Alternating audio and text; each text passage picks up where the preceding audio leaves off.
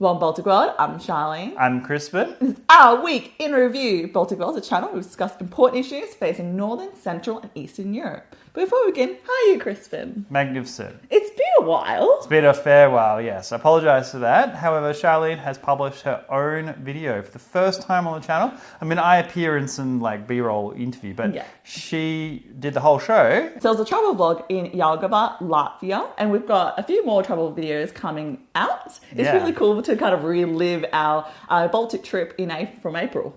Exactly. It's a really good time, and we've met magnificent people. We're really excited about what's in the pipeline. So if you've been waiting for them, they're still coming. Yeah. What else is coming? Well, we've got the History of Lithuania series. Yeah. I know people are like, is that still a thing? It is still a thing. It is.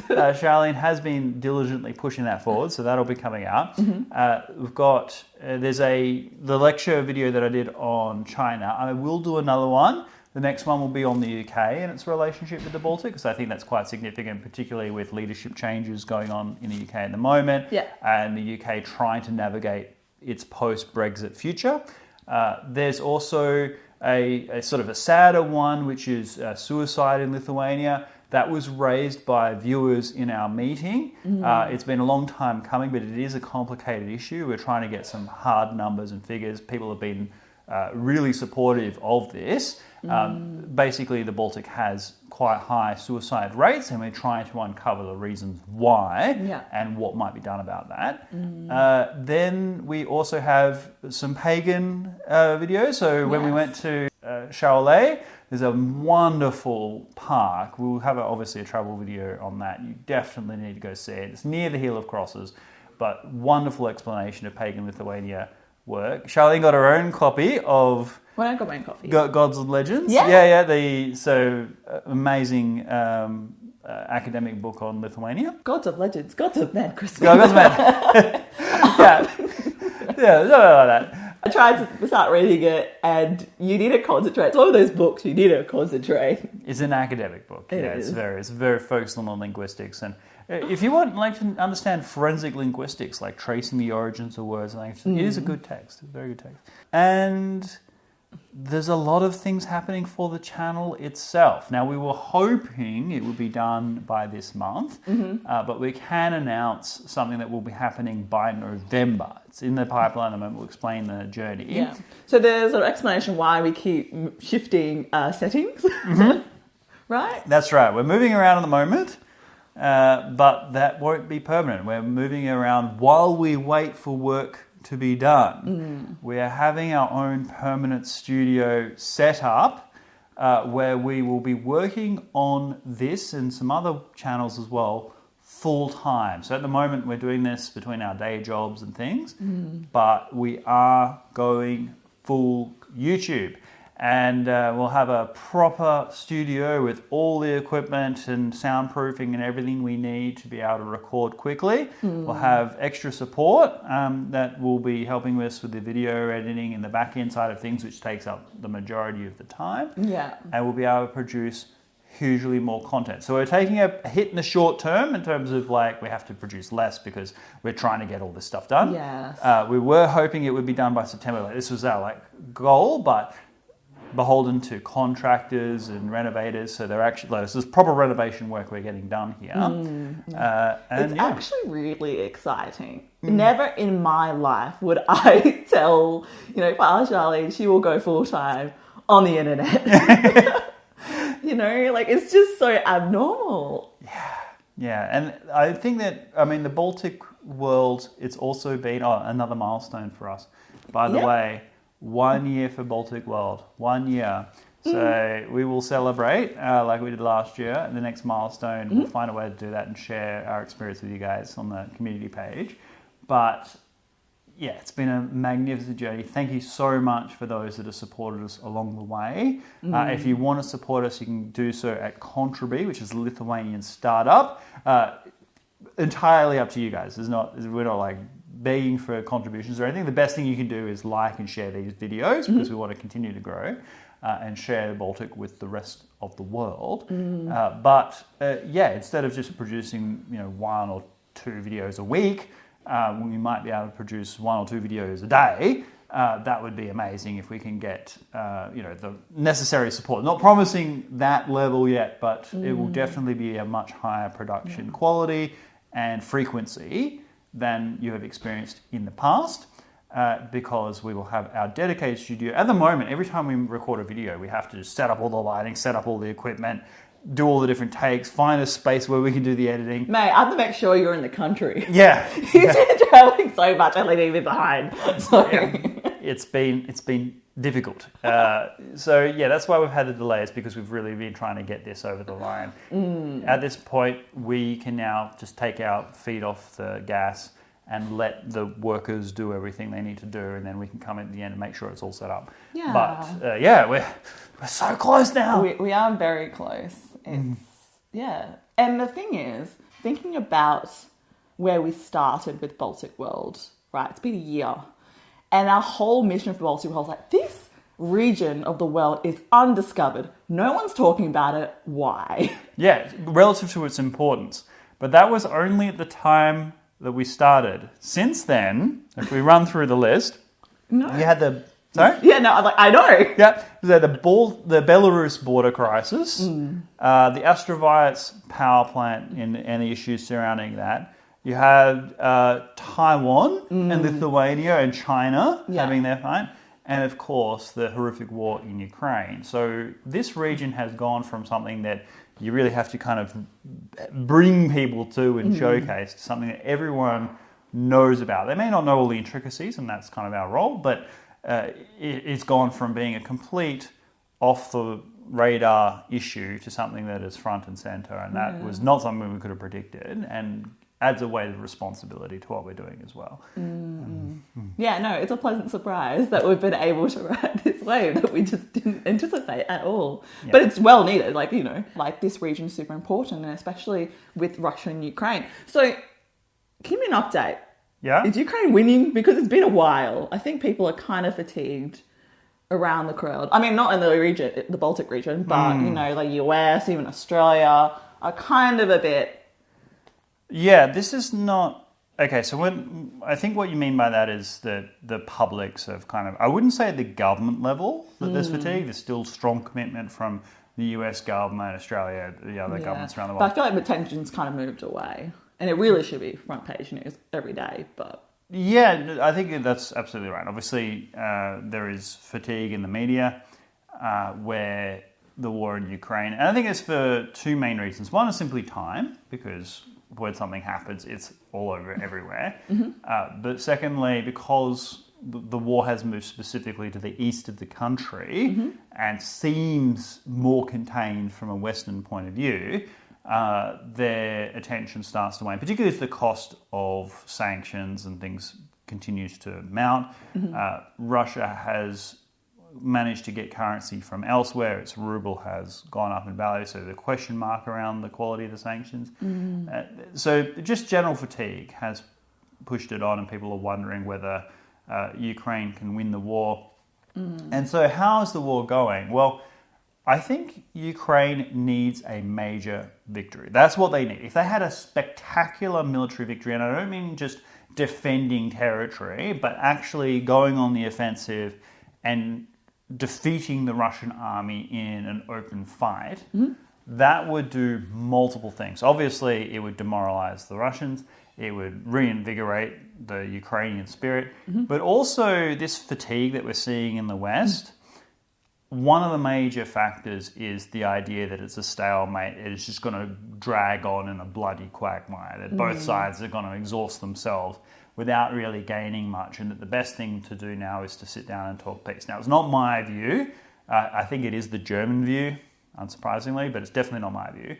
If Ukraine can have a major victory... Now, at the moment, as we speak, as we record this, they have cut off the Russian forces in the city of Kherson. The HIMARS have destroyed all the bridges. The ability for Russia to reinforce some 20,000 troops in Kherson is highly questionable.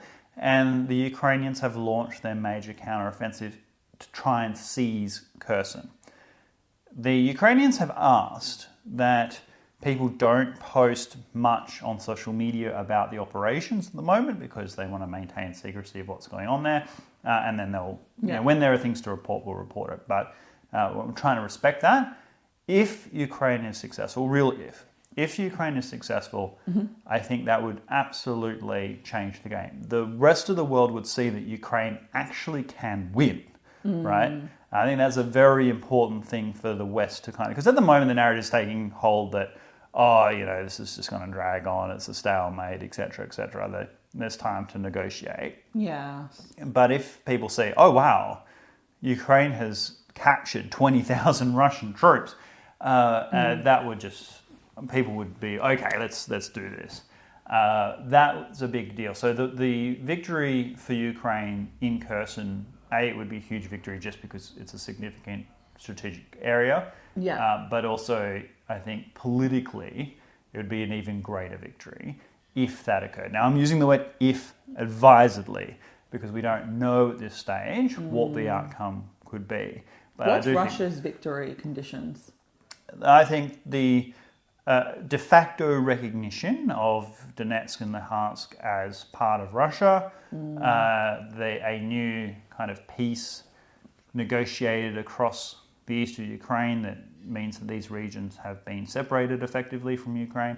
I think Russia's idea of replacing the Ukrainian government and denazifying the country, so to speak, is no longer on the cards. It's not part of their victory condition, but they do want to have a new peace in the east of Ukraine under conditions that are favourable to Russia, which is a much narrower victory condition. I do wonder if they just aimed that, instead of invading the entire country, that they just aimed to the eastern side of Ukraine. It might have been a shorter war. Well, this was the great blunder. And this is why I say to my Russian interlocutors that Putin, by invading from Belarus and marching on Kiev, he massively invigorated the West. Because this war in the east of Ukraine has been going on since 2014. This isn't new, this conflict. It's been going on for a long time, and the West did not react massively to this. And if Putin on day one had focused entirely on the east of Ukraine and only on the east of Ukraine, then the rest of the world wouldn't have imposed massive sanctions. There wouldn't have been much interest. And they've turned Zelensky, leader of Ukraine, from someone who was perceived as corrupt and part of a corrupt government. Ukraine is not a wealthy country, or corruption is a serious issue, to someone who is absolutely lionized, who is willing to stand and fight shoulder to shoulder with his own people. And the lionization of Zelensky is well deserved. But this is all a Putin blunder. He didn't need to turn Zelensky into a hero and turn the struggle of Ukraine into a global Western civilization, defender of the West kind of ideal. It could have just remained principally an ethnic struggle between Russian speakers who are pro-Putin and nationalists in the West. And I don't think many other people would have shown much interest. But now that Putin is trying actively to go back to that. So by focusing on the East and saying this war is just about, the ultra-nationalists in Ukraine, the Azov battalions versus the, poor, defenseless, oppressed Russian speakers in the East. Yeah. He's pushing that message again in the hopes that the public attitude in Europe towards supporting Ukraine falls. And the latest opinion poll I saw in Germany, after Putin's invasion of Ukraine, support for the war, supporting Ukraine in Germany was at 72%, very high, particularly for Germany. Now it's at 48%. So fewer than half the people continuing to support the government. That doesn't mean that a majority is against it. I'm sure there's some undecideds. And the support is higher in the West, but the support is definitely falling. I'm seeing a lot of criticism in YouTube and places from UK and the US towards the so-called blank check going to Ukraine. Like, where's the money really going? Do we think that Ukraine is truly a democracy? All of this sort of stuff. And I guess for Western countries, quite distant Australia, for instance, you hear talk of our fuel prices are so extreme now, and people are feeling the rise cost of living. I mean, it's so many other things as well. Yes. But they're thinking to themselves, why are we pouring money overseas? Well, this is where we get American politics and the own goals of the current administration. And no doubt we'll talk about my recent video as well. But Biden is blaming fuel prices on Putin.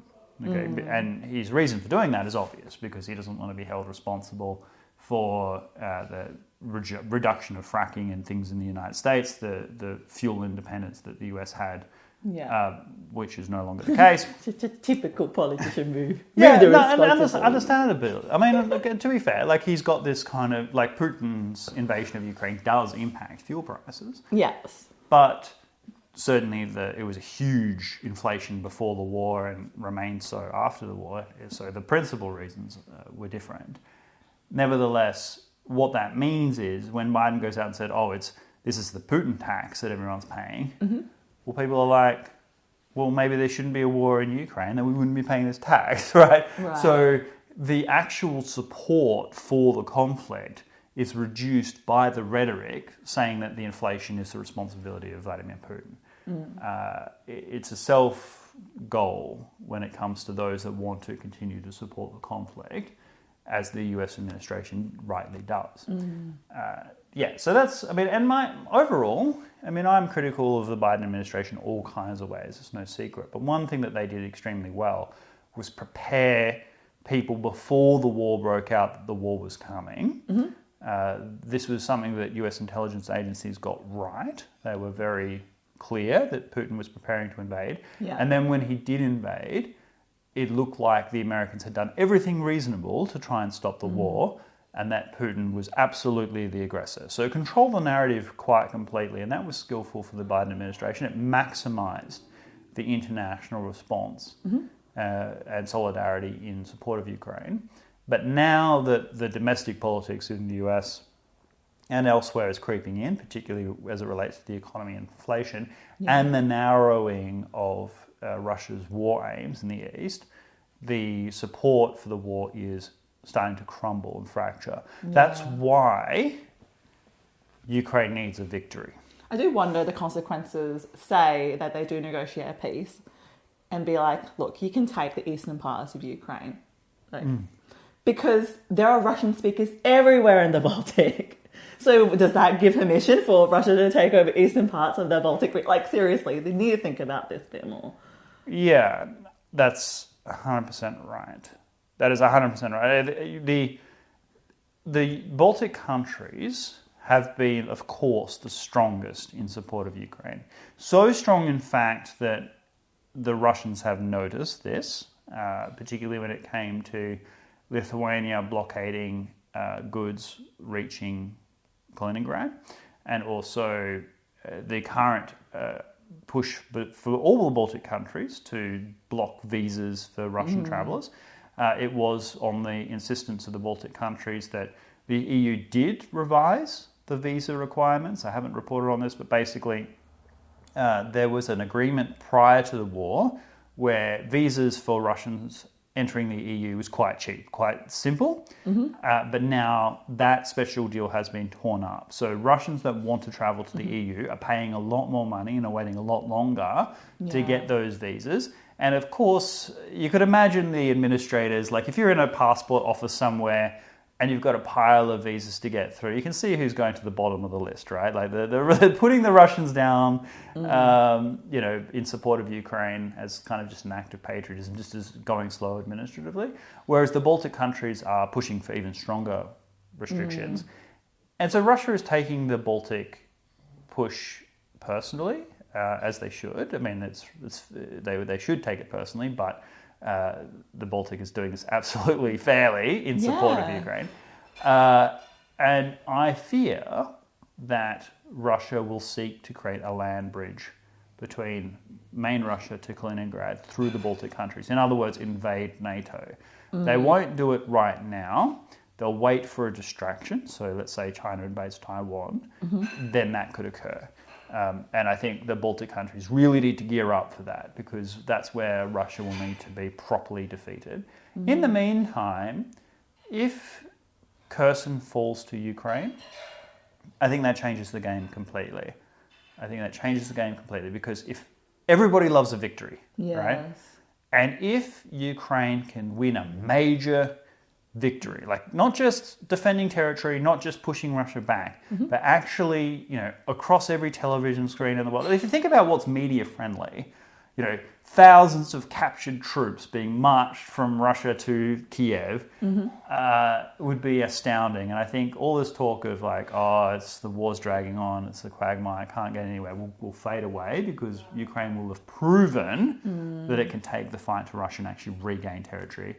And people will once again be enthusiastic to support Ukraine in its struggle for liberation against this invasion. That's why this campaign in Kherson is so important. Now, I'll talk much more about it in future videos as things become more clear. Yeah. But that's the big thing at the moment. But yeah, you're completely right, Charlene, that there are so many Russian speakers in the Baltic region that giving legitimacy to the idea that Russia can hold territory where Russian speakers are as Russian territory is a dangerous precedent, a very dangerous precedent to set. So you're right, basically. I'm right. I love being told I'm right. No. Okay, just before, you recorded a video discussing the division in US politics and the attitudes towards Trump amongst the Baltic people. And I anticipate there might be some comments. So before we get cancelled, I guess why? Why now?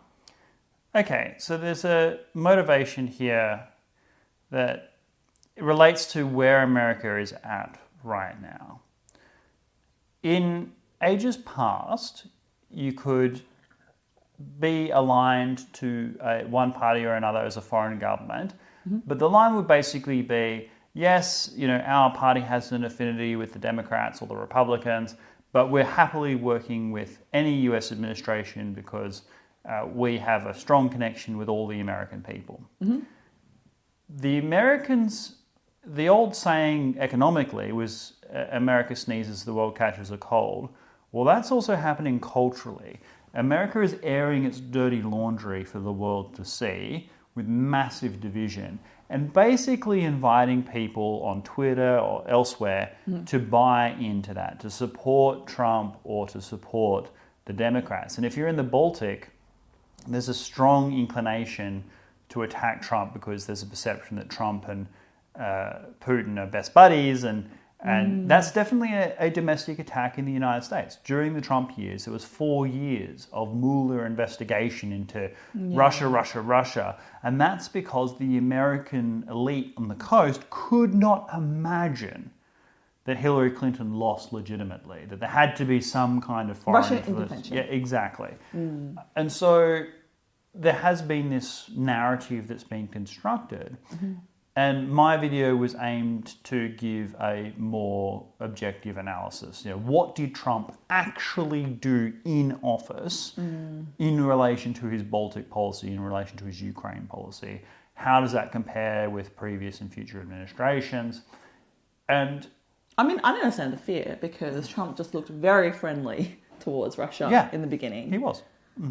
Yeah, and look, I don't criticize the Baltic countries for fearing that Russia was going to make some grand bargain with Trump that would compromise their national security. That is a reasonable fear. The question is how to respond to that fear if you're a government. I'm not even necessarily talking to most of our viewers who are typically young people, have their own views. I'm talking about the leaders of the Baltic countries and what they should be doing. Should they be out there on Twitter smashing away at Trump and calling him all the things that the Washington Post likes to call him? Or should they be thinking, okay, what's Trump's motivations? What does he actually care about? And how do we align our security interests with Trump's interests? And the best thing that the Baltic countries did was up their defense spending, because that's what Trump really cared about. He was like, okay, we have an alliance with NATO countries. We spend 4.7% of our GDP on defense. The average in NATO is like 1.4. The minimum agreed is 2. Yeah. What the hell? Okay. What the hell, Germany? Yeah, exactly. Now, the thing is, if you're Lithuania, Latvia, or Estonia, you can have an outsized influence because if you increase your defense spending to 2%, that gives America political support. Trump can say, look, these are the allies that are doing their bit. We'll defend them. Okay. Germany, France, those that can bring real heavyweight to Europe's security, you're an embarrassment. You're an embarrassment to yourselves, you're an embarrassment to your allies, you're humiliation to the world. We're not going to, off the back of our taxpayers, fight to defend you to the last American when we've got allies that are genuinely pulling their weight. Yeah. Now, if you can do that as Lithuania, Latvia, Estonia, you get a lot out of Trump, right? If you can just be aligned without criticizing the Democrats, or if you have a preference for the Democrats without throwing them under the bus politically, you don't have to do that. I'm just saying that make sure you're thinking about your interests. And it's really cathartic, I think, for a lot of people to attack their political enemies in the US. And I'm as guilty of this as anybody. I am naturally conservative, and so I will attack those that I think are pushing an ideology that I think are anti-liberal, anti-classic conservative values. And that's certainly true in the United States as well. But I'm just an individual citizen. If I was a political leader, I would be acting in our national interest. And it's not in the national interest to attack people in the American domestic politics. That's a fight for them to have. And there's What a do lot... you do? Stand back? Like, what do you do? What I would do is I would showcase the advantage that my country has to both sides. Okay. So, for example, the Baltic countries are the leaders in the world when it comes to protecting Western civilization. Liberal values, democracy, human rights, rule of law, freedom of speech. They put their money where their mouth is in a way that no other countries do. Like Lithuania standing up to China, 1.5 billion people. That is a strong appeal to Republican values, right? If you're an American Republican, right, you're like, okay, this is a group of people that are standing up to communism, right? They're not apologizing for communism. They're not adopting Marxist views. I mean, the Baltic countries should be more critical of Democrats when it comes to communist symbology, right? So, for example, if you wear National Socialist swastikas and things like that, you will be rightly outcast. You absolutely can't do that in most public spaces. You could never do it on YouTube. But if I sat here with a hammer and sickle on my shirt, YouTube wouldn't have a problem with that, right? There's no problem being a communist in the West, right? And that's because they have no real experience of communism. Right. Those that are escaping communism, so for example in Cuba, who are coming to the United States, they're strong Republicans. So it's funny, in the Democrat worldview, they try and get as much immigration as possible because they imagine that Hispanics, minorities, other groups that are non-white will vote Democrat. Well, that's not true when it comes to Cuban Hispanics. They come to America, they're like, communism is evil, and they tend to be Catholics, so they're like, what are you doing destroying my traditional family values? So they come to Florida, and Florida is now firmly red. So that aligns with a lot of Baltic countries. Not everyone in the Baltic, but a lot of people in the Baltic have similar views. Conversely, if I was appealing to the Democrats... What would you do? Well, I would say that we have strong social support networks, like we have good progressive taxation, education, healthcare. We aren't just trying to be, neoliberals when it comes to our commercial policies. We want to have a strong social conscience. So if you're in Estonia, for example, higher levels of innovation, high levels of tech startup and so on, but at the same time, not as many billionaires, a lot of higher minimum wages, a strong kind of social democracy, more Nordic in that sense. But then what happens, say, if you have these leaders getting backed into a corner because of the media and be like, what's your opinion on Trump? What's your opinion on Biden? Well, the foreign governments always have an out. They always have an out. They can always say, we will absolutely work with whoever the American people, in their wisdom, choose to be their leaders. Our relationship is with the United States. And when they say, yes, but what about Trump's rhetoric on this? You say, well, we'll continue to put forward our view on what we see as our national interest and the interest of the region and the interest of the United States. And in some ways that will, will align strongly and will work together, and otherwise we'll have to do some persuading. And those issues will arise during the course of our relationship. But the point is, it'll be a relationship based on closeness, friendship, alliance, and respect. Full stop. Done. Like there's no need to say, yes, we agree with Biden that Trump is demon, right? That is extremely dangerous rhetoric. So when people watch that video, because I too have some anxiety that it'll be our most downvoted video because it'll be highly contentious among our Baltic audience. What I'm trying to say, I'm not trying to say, support Trump or don't support Trump. Yeah. What I'm saying is think about what you want your leaders to do in relation to politics.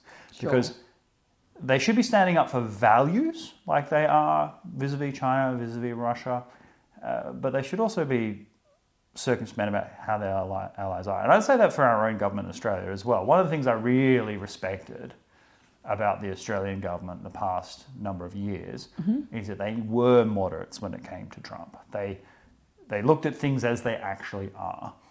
One of the things that Australian government did, for example, was make sure that there was a trade imbalance in favour of the United States. Trump's rhetoric, the reason he pulled out of the TPP and other kind of initiatives was that the rest of the world is stealing American jobs, all our jobs are fleeing overseas, China is stealing our lunch, we have a $500 billion US trade imbalance with China. Yeah. And Australia made sure that America was making money out of its relationship with Australia. And so when Trump was like, everyone's, stealing our thing, we have to do trade deals. Yeah. Well, Australia got special treatment because it's like, oh, Australia's not ripping us off. And then we benefit. And then we benefit politically under Trump. Just as we benefited politically under George Bush for different reasons. Sure. We play to our national interests. We look at what the interest of that politician is, and we don't get caught up in the Twitter attacks, and that's how it should be. A responsible government should do it that way. So I just want, it's more, like the last video was more a message for Baltic governments to be like, look, America is extremely divided right now. There is a real risk of taking one side, not just for your own government, but the American divisiveness is so deep, so hateful on both sides. How did it breed? Like this divisiveness? How did it happen? Okay, well, that's explainable, actually. That's a good question. Not enough people ask this. How did we get here? In the United States, the political system is not like a lot of... First of all, America is a huge country, massive, like mind-bogglingly large for most people to comprehend. And most states in the US are one-party states. People don't really think about this. If you're in New York or California, you're a Democrat. If you're in Texas, well, that's turning, but certainly Alabama, places like that, you're a Republican. But in the state, like, isn't there certain areas in the state, and then like most are blue or most are red, and that kind of... That's right. That most is firmly one party or the other. Okay, and that's where most people live. So if you're raised in these highly populated areas, you may never meet someone who is outwardly a member of the opposite political party. If you're raised in Manhattan, you may think that every sane person on earth is a Democrat because that's all you're raised in. It's a single party structure. And there's so much money in American politics that that's where all the fundraising comes from. If you're, let's say, in Manhattan, that's why Hillary Clinton got caught on camera saying that all the Trump supporters were deplorables, Islamophobic, homophobic, etc., because she was at a fundraiser in New York and she made those comments to people that would no doubt agree that that's the case. And her purpose was to raise money. Now, what happens is they raise that money and they go and dump it in places they never go to. The swing states, Ohio, Michigan, Wisconsin, like these Midwestern flyover states. And when you're like they're swing states, it's more balanced. They're not so much Republican or Democrat. It's a mix. Exactly right. Now, in Australia, for example, as a contrast, wherever you go, in whatever seat you're in, there are both Labor voters and Conservative voters. in total mix. Now, there'll be some safe ones that lead strongly one way, one that leads strongly the other way, but they're all bundled up together, right? So the politics isn't really the big division. No. No one even talks about politics here. It's really bad. No, actually it's a good thing. It means it means there's not political tension. I mean, if politics is low down the hierarchy of things that people talk about, then that's a good thing. That demonstrates harmony. If politics is number one thing that people talk about, that's gridlocked and hatred and discord. Yeah. I think because we look at our leaders, like I think like President of the President of the United States, but wow, it's the president. But we look at our Prime Minister. He's like a bloke, whatever. Okay, mate. It's part of the Australian political. It's actually one of the more endearing parts of the Australian culture. Yeah. So, for example, there's a wonderful clip. I don't know if we'll be able to cut it. It'd be great if we can, where our Prime Minister is giving a press conference, and this guy comes out of the front yard and he's like, "Hey, can you get off the front glass, please? Like, I just reseeded the front lawn." And he's like, "Yeah, sure." And he gets up. Like that. I saw the comments on Twitter about this, and there was like all these Indians who watched it, hit the Indian media somehow. And they were just like, man, if someone said that to Modi, like someone would come into that guy's house and shoot him, right? Like, politics is serious in other places. Here, people are just people, they just do their thing. And politicians are hopefully considered servants, not rulers. For example, our Parliament House is built into a hillside where the grass goes right over the top, and that was deliberate so that citizens could walk over the heads of politicians. That's our political culture, and that's very different in the US. It's different to most places in the world. So our politics is thankfully not quite as divisive yet.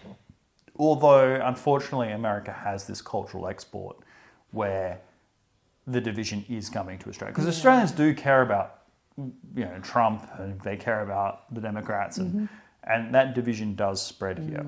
Yeah, and then when the pandemic, please don't censor this, happened, it became more divisive between Australian states and territories. Oh my God, yes. So, it was tragic. A tragic time in our history. I think we will look back in future generations as to that period, that pandemic period, with great lament about what happened to the Australian culture. I hope that we can learn the lessons from that as to the things that happened between people and the psychology, because it was very dangerous.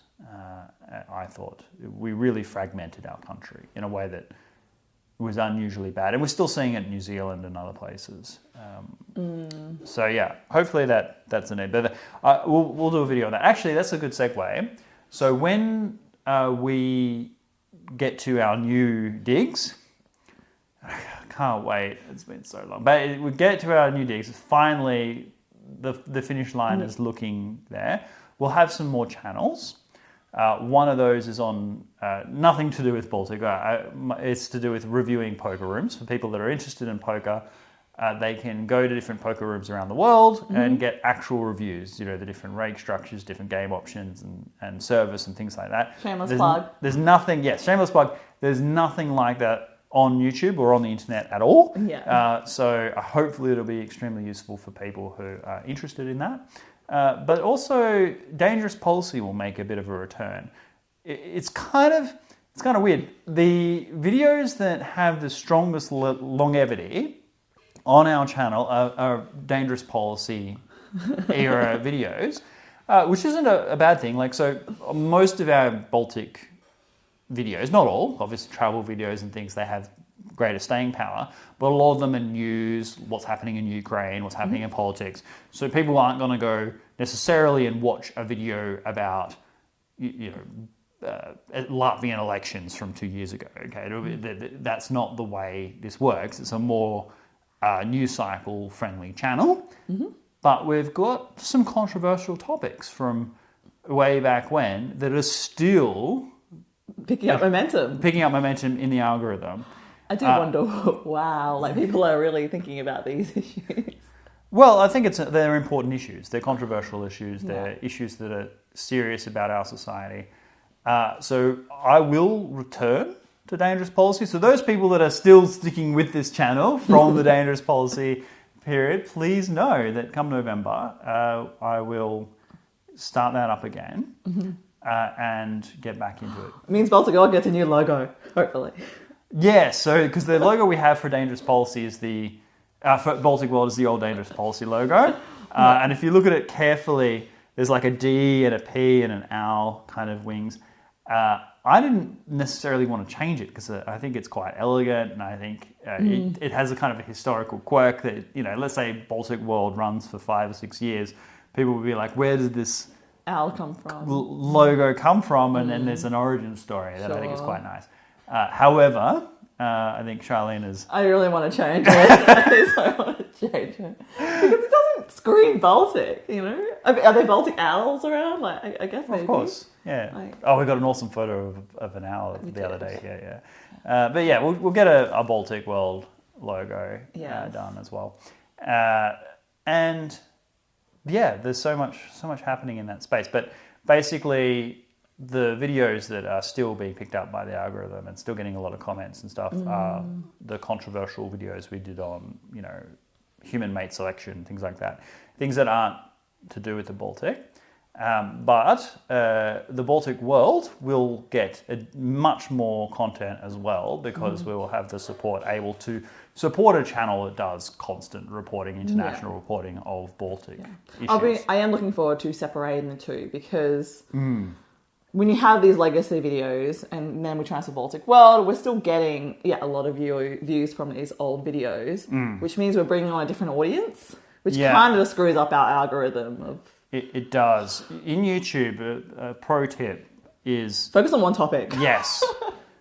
Focus specifically on one issue, because people get confused if there's only, 1 or 2 videos to do with it. It's hard for them to stay as subscribers or engaged as subscribers unless you're talking about issues that will constantly get their attention. So those that are interested in Baltic issues, focus on Baltic World. Yeah. Those that are interested in kind of more controversial global issues facing life and society will focus on Dangerous Policy. Those that are interested in poker can watch our Poker Room Review channel, which I'm really excited about. And hopefully there'll be some cross-pollination between them, because there's at least one person out there that's interested in all three, this guy. Hopefully I'm not that unique, and there are others as well. Yeah, hopefully. Yeah, I'm just here for the ride, obviously. Well, that's not true. Charlene's contribution. So, for example, Yalgava being the first of many videos that Charlene will do for Baltic World on her own as she progresses in her kind of camera presence. Yes. I thought it was a great video myself. So go check it out if you haven't already. And many more travel videos in the pipeline. Sigulda in Latvia, Shaole, there's obviously Traki. There's a wonderful place, Negave, I think it is, in near Vilnius. Absolutely underrated, undiscovered, taken to us by a viewer. Thank you very much. But probably one of, if not my favourite place. And the pagan Lithuania stuff. We've got so much to do. So much to do. And we'll finally be able to do it full time. I just can't. Like, when you make a YouTube channel, you've got to do it for the love of the content and the love of creating videos. You don't imagine doing it as a career while you're doing it, because you're burnt out. It's not worth it. No. To do it for that reason. And we're making some sacrifices in order to be able to do this full time. It's taken a long time to set up. But thank you very much for your patience and working with us through that process. Yeah, and honestly, thank you so much for the support. Like, I know it's weird, right? So you have all these expectations when you're in YouTube for a long time, and, especially for us, where there were times in Flux where we do like 5 videos a week. I don't know how we did that, but we did. And now, because we have all these background things, for the sustainability of the channel, we've kind of reduced our recording load. And I don't know about you, but in my heart, I feel a bit kind of guilty. So I really appreciate the support, the continuous support we have from our audience, from you guys, because honestly, we wouldn't be here without you. Yeah. That's true. When you build a community, it's a great privilege, but you do feel a sense of obligation and responsibility to the audience. It is a burden for people to give up their time and to watch your content and hit subscribe. And you do have a responsibility to the audience you've created. It is a relationship between the creator and the people watching. And I don't feel guilty for not recording over the last couple of weeks because I know we've been progressing things on multiple fronts and we're only the two people, and that this is an investment in the future that will allow us to create more content in the future. But once we start producing at the level that I know we will from November onwards, there will be a responsibility to maintain that. And then if we want to take a break or whatever, that will make us feel guilty. Yeah. But I think the important thing is just to explain to people what's actually happening. Yeah. If you take a hiatus, why that is. Yes. But it's been a real joy as well. It is, yeah. Yeah. Speaking of which, I've got a question for you. So Charlene, as some of you know, is a practicing Buddhist, and she has a presentation to give to her, what would be congregation is the word that comes to mind, but we call it a commemorative meeting. Commemorative. What would you call the group of people that come and attend the centre? So, like members. Members. Okay, so the members. All right, that's fine. Yeah, because I'm like, if you go to like a church, you'd be like the congregation. The members. All right. Yeah. So you have a presentation to give to the members. Yes. What were you going to say? I mean, by the time this goes to air, it will have happened. Yeah, it would have happened. So once a month, we have what we call a commemorative meeting, and basically it's like a big service. It's equivalent to what a church service would have weekly, but we only have ours monthly. And I thought it'd be a great opportunity to share about this YouTube channel and the journey that it's really taken. When we first started this journey, I remember you reached out to me being like, Charlene, I want to start a YouTube channel, cool, all about international politics. Okay. And it's going to be super easy. All I'm going to do is turn on the camera, I'll talk and then you edit. Sure. I thought to myself, I'll be fine. But I had no idea how to make a YouTube video, and let alone use the programs that you handed to me, like Premiere Pro and all the other Adobe products.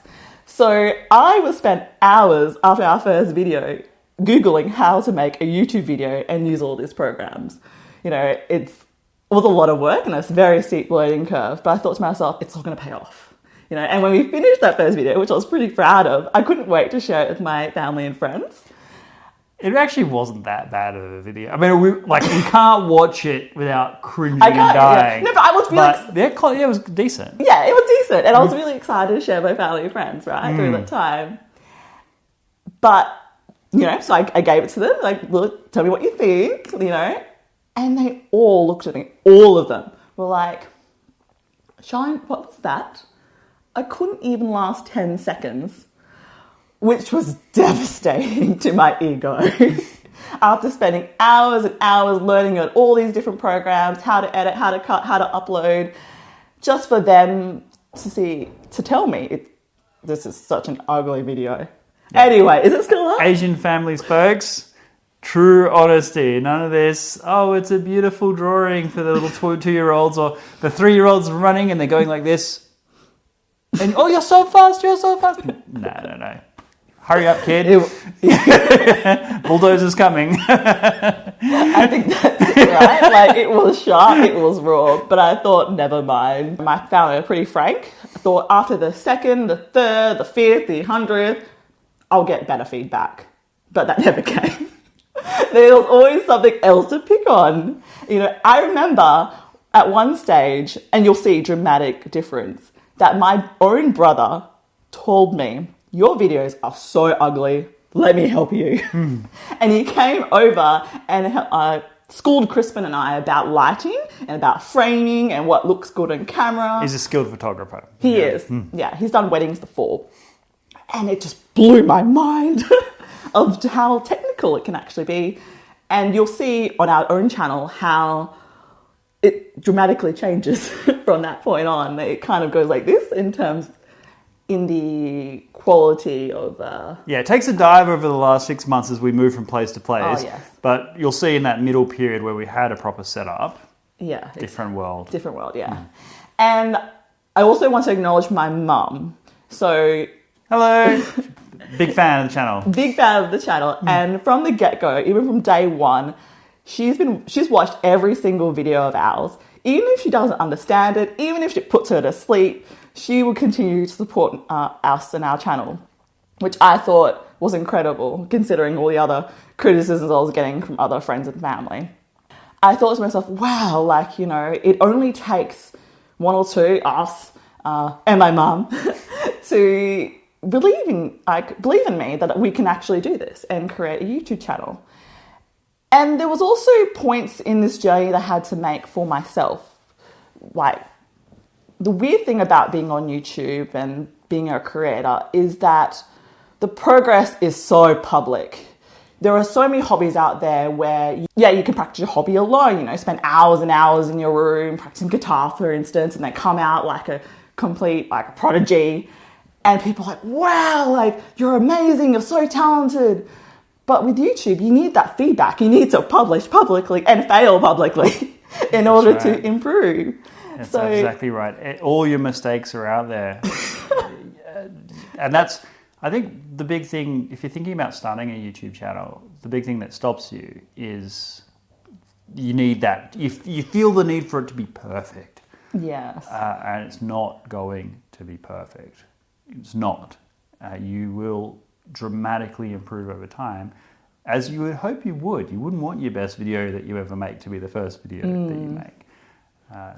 Anyway, keep going. Yeah, no, for sure. And along that journey, as you're saying, publicly, I had to make a decision on, you know, what to do. Do I continue this, and how should I take this feedback on? Considering even after the 100th video or so, people were kind of like, it's so boring. He's boring. They weren't saying that about me. It's fake news, people. Fake news.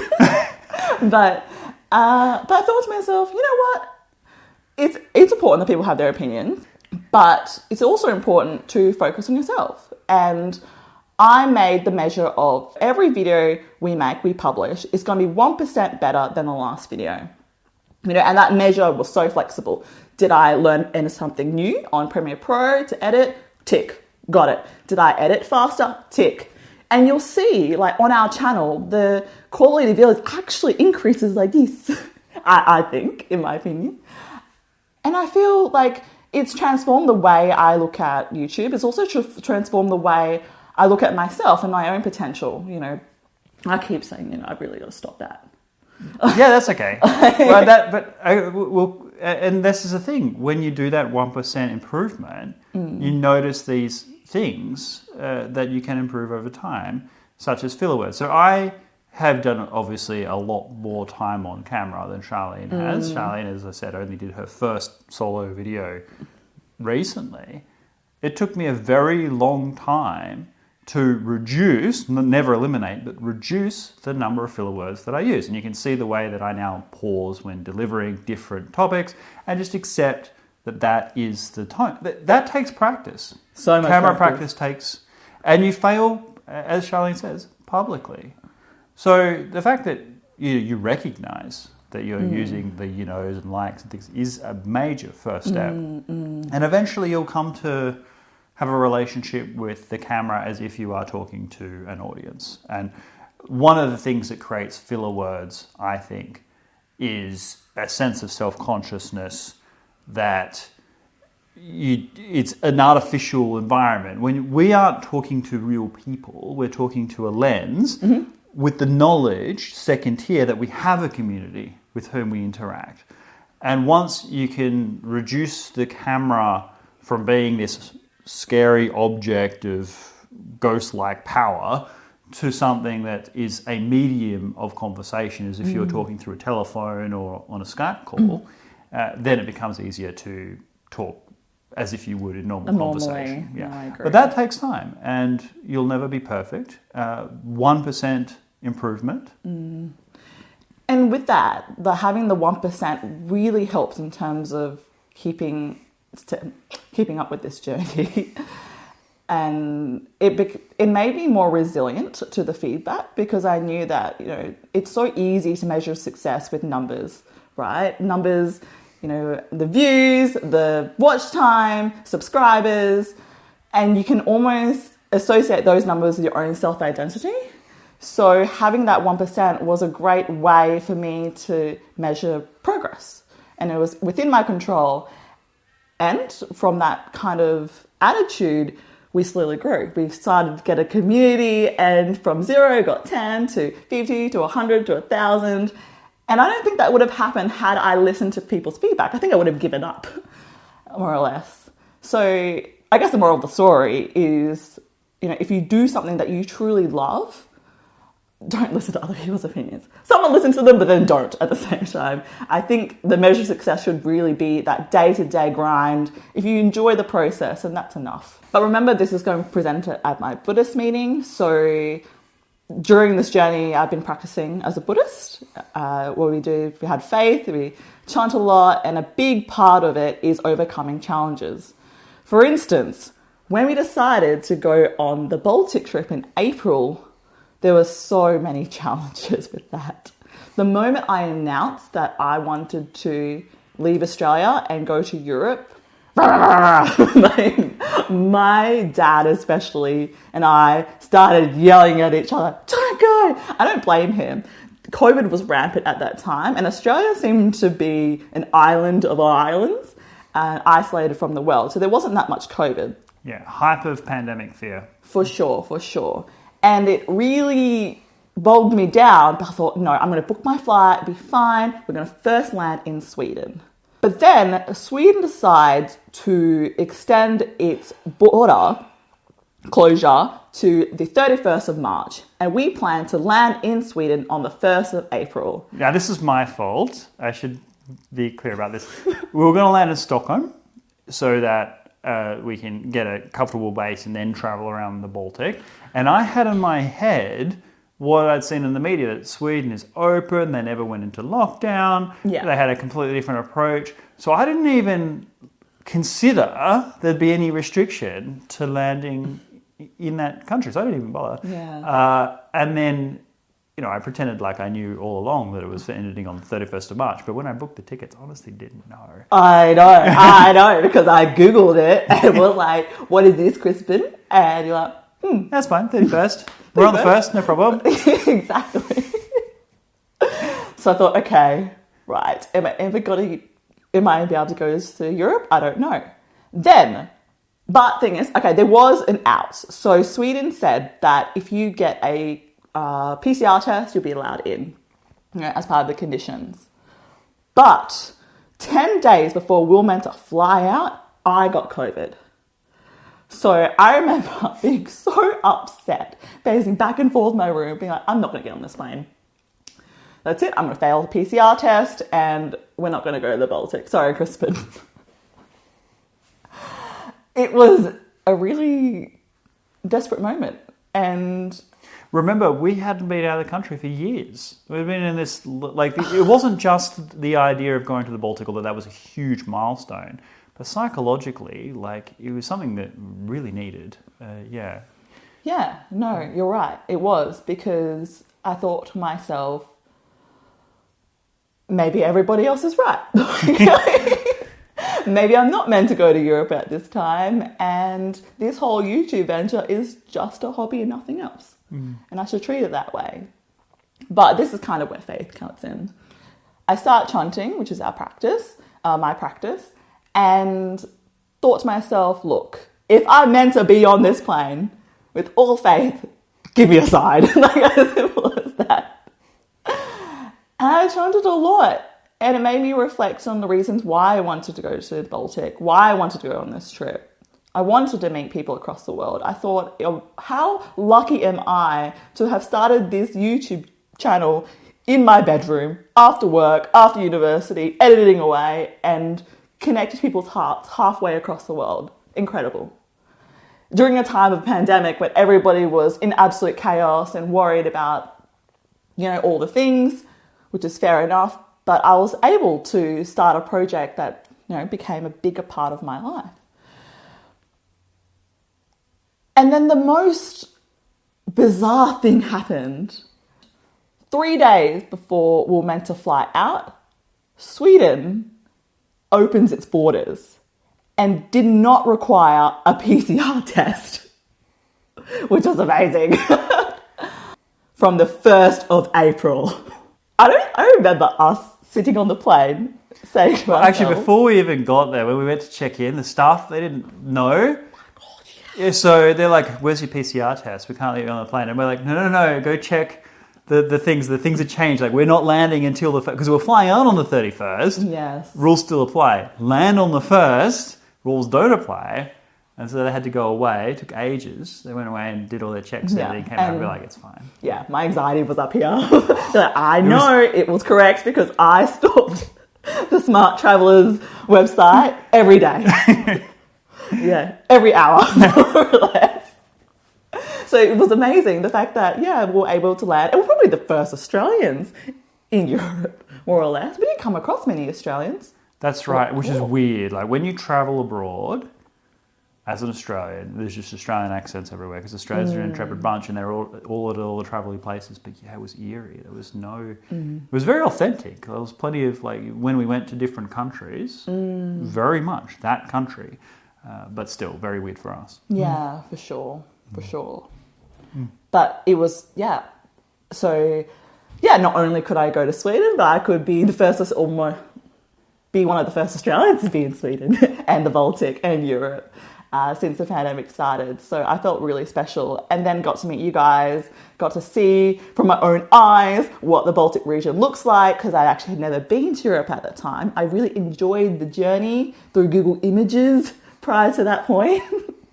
And I got to see with my own eyes, how beautiful the country is and the culture, and enjoy the food, and also prove to my family and friends that we could do it, which was a satisfying feeling. Yeah, so... Well, that is a powerful narrative. And I say this as someone who's not a Buddhist, but a powerful narrative for faith and religion. I'm sure it'll be smashing success tomorrow. And I think hopefully for you guys also show the impact, not only that hopefully we've had on the audience, but you also have on us. And a couple of important lessons to do with this as well. Like, it's useful universally. First of all, there's no such thing as failure in life except losing the will to continue. That's what defeats you. So, the old saying, fall down 8 times, get up 9 sort of thing. And secondly, when you try and compare success, obviously on YouTube, we compare ourselves to the big channels, millions of subscribers and huge whole teams of people. And that's not the way to measure success. You measure success comparing not to anyone else, but to who you were yesterday. So 1% improvement is the definition of success. The journey is the success. It's not the destination. But it's really nice to be able to share that story with you guys. It's kind of hard to, when you're in the actual content itself, it's hard to share the journey around it. So thank you for the opportunity for me to share. Yeah, but that's all the time we have for today. So any questions, comments, leave them down below. What video are you excited for? Got recommendations? Let us know as well. Until next time, stay safe and... Ciao for now.